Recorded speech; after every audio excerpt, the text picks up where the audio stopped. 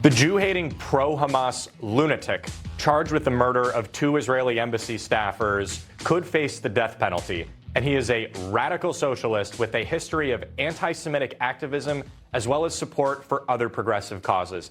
Federal prosecutors say that this monster, and this is a family-friendly show, so I'll be polite here, and I honestly, I won't even say his name personally, who shouted, "Free Palestine," after he allegedly shot and killed 28-year-old Yaron Lashinsky and his girlfriend and almost fiancée, 26-year-old Sarah Lynn Milgram, outside the Capitol Jewish Museum in Washington, spent years involved in left-wing protests and propaganda, and he had ties to the radical group, the Party for Socialism and Liberation, which organizes disruptive protests and posts hateful, anti-Israel, anti-civilization garbage on social media. Though the group denied any association with him yesterday, investigators are also working to confirm that an X account with posts that call for death to America and death to Israel are tied to this animal. Posts from that same account also praised, guess what, leftist poster boy, alleged killer Luigi Mangione. This killer from earlier this week was a regular at Black Lives Matter protests and demonstrated with a socialist group outside the home of then Chicago Mayor Rahm Emanuel against the city's bid for a new Amazon headquarters. Authorities say his anti-Semitism grew out of his ties with left-wing politics and not any direct connection between the conflict between Israel and the broader Middle East. U.S. Ambassador to Israel Mike Huckabee spoke to Newsmax, and he blamed ignorance for the radicalization of Jew haters like this monster. This is the result of the kind of inflamed and idiotic and uneducated rhetoric that people are out there screaming in the streets and on college campuses. When people are out there saying from the river to the sea, they're demonstrating their ignorance. When they scream things like queers for Palestine, it's obvious that they're idiots, that they're uninformed idiots to say such things. I've been to the museum where this shooting happened. It's very close to our studio here, and I was getting dinner with a friend of mine before the shooting, and he and I almost went to this event. The couple that was targeted because they attended the event, not specifically because of them specifically. And so in some universe, I could have been there, and my friend and I could have been the ones who were gunned down by this monster in D.C., which is a crazy thing to even. And the next morning, he called me and was like, we could have been at that. Yeah. So fortunately, the Trump administration pretty quickly said that they are pursuing the death penalty here. Samantha, obviously, you're an attorney.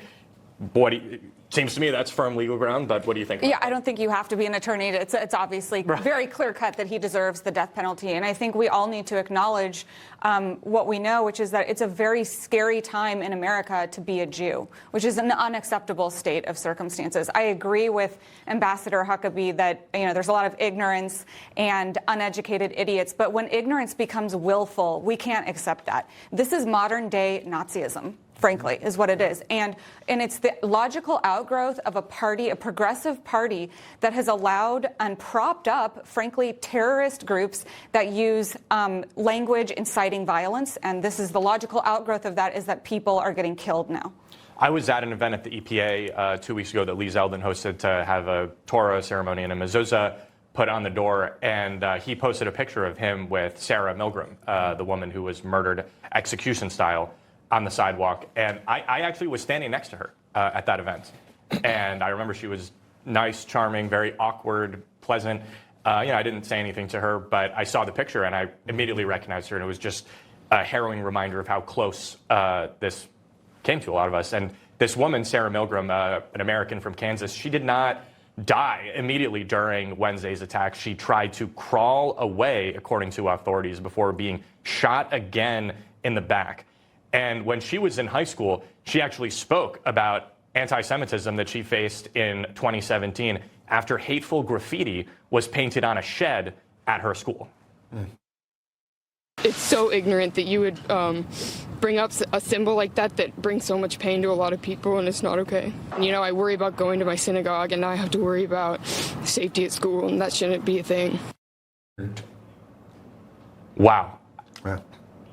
Carla, you were an ambassador of America, and one of the things I wonder, how should America be keeping foreign diplomats safe in the streets of D.C., and what should your counterparts who are ambassadors now around the world be doing to make sure that American embassy staffers aren't also targeted by violent, anti-civilization, radicalized terrorists? Yeah, thanks for the question. So my heart goes out to her family. Beautiful young Sarah could have been my daughter. And that's how we need to think about it. She's one of America's daughters. And the radicalization that's happening on our college campuses, I think that's what's caused this. The Marxists, the communists, have joined with the Islamists, and they're indoctrinating the young people. And in my opinion, and this is something the Trump administration is looking at, I know, we need to ban foreign contributions to our universities. Qatar is the #1 contributor. China gives. China is spying. They're trying to influence, peddle in our universities. So there's all kinds of bad things. I think as President Trump is working in the universities, that will make us safer to ban foreign contributions and then end the anti-Semitism, which he's really leading from the front foot on. One of those universities that the Trump administration has in its crossfires is Harvard right now. And Harvard took a brief break from discriminating against Jews and Asians. And the Trump administration is trying to now prevent Harvard right now from admitting foreign students. And we saw a federal judge, Allison Burroughs, who was appointed by Obama, today temporarily blocked this move by the Trump administration to revoke Harvard, which we call the UChicago of New England, Harvard's ability to enroll international students next year. And then the school immediately responded by filing a lawsuit against the administration over this policy. The judge set a hearing for Tuesday morning in a federal court in Boston. The Department of Homeland Security ended this program after Harvard failed to provide the extensive behavioral records of student visa holders that DHS had requested. Harvard has said, we're not Harvard without international students. Now, they didn't take international students for the first several hundred years of their school, which is an institutionally racist institution in America. Jason, obviously, you're a professor at the University of Maryland. Where do you see this coming from and going with the Trump administration? Yeah, I don't think that they're going to be successful here. I think, the First Amendment and academic freedom is so incredibly important. I don't think it's going to go anywhere. And I would agree with you. I don't think anybody should take any gifts from Qatar. I think that's probably a good plan. Or China. So I would say, that's definitely something that should be looked at, particularly really large gifts. But I definitely think that, academic freedom, people being able to express themselves and not feel in fear of doing so, I think is fundamental here in the United States, and that Jason, will really hurt us. What would you think would be a solution the Trump administration could do? I think we all see there are huge problems with foreign money in American colleges. What would be something that they could do to strike that balance in a way that you think would work?